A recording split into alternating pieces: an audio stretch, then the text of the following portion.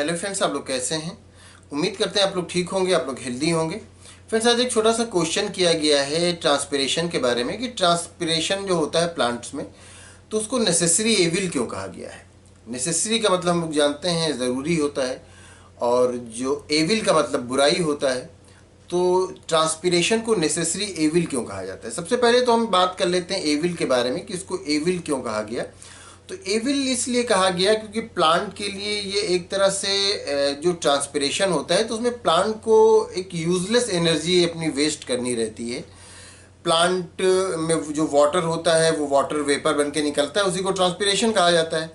तो अगर ट्रांसपिरेशन ना हो तो प्लांट को ये अपनी एनर्जी वेस्ट नहीं करनी पड़ेगी। मतलब ये कि ऐसा होता है कि जो लीफ है उसमें स्टोमेटा होते हैं, रूट से प्लांट वाटर लेता है और वो वाटर स्टोमेटा तक के पहुंचता है और स्टोमेटा से वो वेपर बन के बाहर निकल जाता है। जब दिन के टाइम में या टेम्परेचर ज़्यादा होता है तो सनलाइट होती है, तो उसमें क्या होता है कि जब ट्रांसपिरेशन ज़्यादा होता है तो फिर वो जो पत्तियां होती हैं मुरझाने लगती हैं, लटक जाती हैं, क्योंकि वाटर लॉस बहुत ज़्यादा होता है और उतना वाटर भी प्लांट एब्जॉर्ब नहीं कर पा रहा होता है। तो एक तरह से प्लांट का जो एनर्जी है उसका लॉस हो रहा है, उसको नुकसान हो रहा है। तो ये एक एविल में गिना गया कि प्लांट को अपनी एनर्जी बेकार में वेस्ट करनी पड़ रही है, क्योंकि वो वाटर नीचे से ले रहा है और ऊपर से वाटर वेस्ट होके बाहर निकला जा रहा है। तो इसलिए इसको एविल में काउंट किया गया, एविल में गिना गया। लेकिन अगर हम बात करें कि नेसेसरी क्यों है, तो प्लांट के लिए ट्रांसपिरेशन बिल्कुल नेसेसरी है। अगर ट्रांसपिरेशन ना हो, जो वाटर प्लांट में है तो वो वाटर प्लांट में ठहरा रहेगा, और ट्रांसपिरेशन ना हो मतलब ये कि वो वाटर वेपर बन के ना निकले, तो फिर नीचे से वाटर आएगा भी नहीं।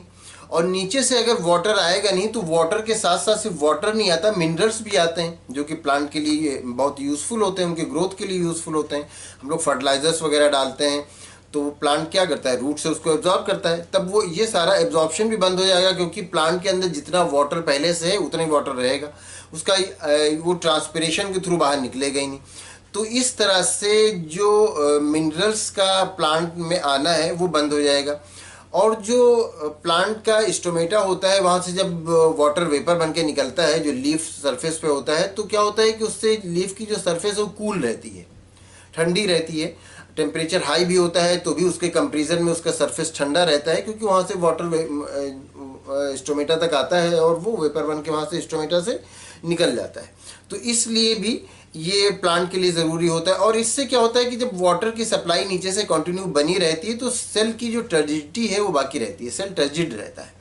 तो ये सारी ज़रूरी है प्लांट के लिए ये सब कुछ, तो इसलिए ट्रांसपिरेशन प्लांट के लिए ज़रूरी हो जाता है। लेकिन अब ये एक दूसरा पॉइंट ऑफ व्यू इसका ये है कि जो वाटर निकलता है उसमें प्लांट को एनर्जी लगती है, और प्लांट जब ज़्यादा वाटर लॉस होता है तो प्लांट मुरझाने लगता है। तो ये इसको एविल में काउंट किया गया। तो इसीलिए इन दोनों बातों को मिला करके कहा जाता है कि ट्रांसपिरेशन प्लांट के लिए एक नेसेसरी एविल है। मतलब ये कि इसके बगैर काम नहीं चलेगा, होना तो ज़रूरी है। तो अगर ट्रांसपिरेशन नहीं होता है तो वो भी प्लांट के लिए हार्मफुल होता है।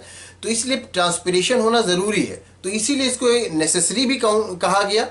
और चूंकि इसमें प्लांट को अपनी एनर्जी वेस्ट करनी रहती है तो इसमें इसीलिए इसको कहा गया एविल भी कहा गया। तो इसीलिए ट्रांसपिरेशन को प्लांट के लिए नेसेसरी एविल कहा जाता है।